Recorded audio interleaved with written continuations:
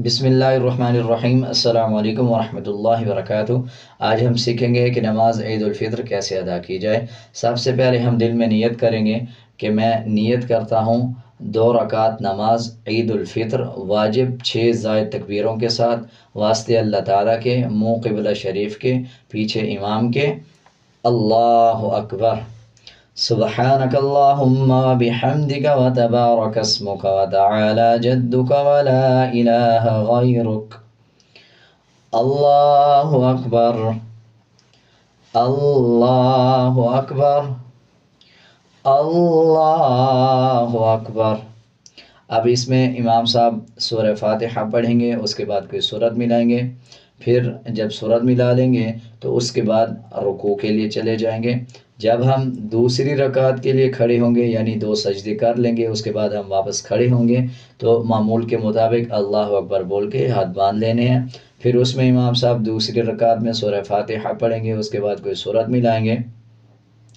अब जैसे इमाम साहब सूरत पढ़ रहे हैं, जैसे सूरह इखलास, कुल हुवल्लाहु अहद अल्लाहुस समद लम यलिद वलम यूलद वलम यकुल लहू कुफुवन अहद।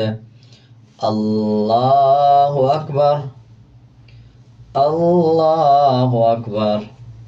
अल्लाहु अकबर। अल्लाहु अकबर। जब हम 3 तकबीरें इमाम साहब कहेगा तो हमने 3 तकबीरें कानों तक हाथों को ले जाएंगे और हाथ छोड़ देंगे। 3 बार कानों तक हाथ ले जाने हैं, तीनों बार छोड़ देने हैं। जब चौथी तकबीर इमाम साहब कहेंगे फिर हाथों को कानों तक नहीं लेके जाना, बल्कि बग़ैर हाथ उठाए अल्लाह अकबर बोल के रुकू के लिए चले जाएंगे। और बाकी जैसे हम मामूल के मुताबिक नमाज़ पढ़ते हैं वैसे आगे नमाज़ पढ़ी जाएगी। जब सलाम फेर देंगे नमाज का, फिर उसके बाद इमाम साहब खुतबे देंगे, आपने वो खुतबे सुनने हैं। उसके बाद हमारी नमाज ईद उल फित्र मुकम्मल हो गई और उसके बाद दुआ मांगें और मुझे भी अपनी दुआओं में याद रखें। उम्मीद है आपको ये अच्छी तरह समझ आ गया होगा नमाज ईद उल फित्र का तरीका।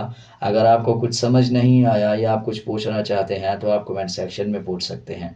अगर आपको मेरा ये तरीका समझाने का अच्छा लगा या अच्छा नहीं लगा, आप अपनी कोई राय देना चाहते हैं तो आप कमेंट सेक्शन में ज़रूर बताएं।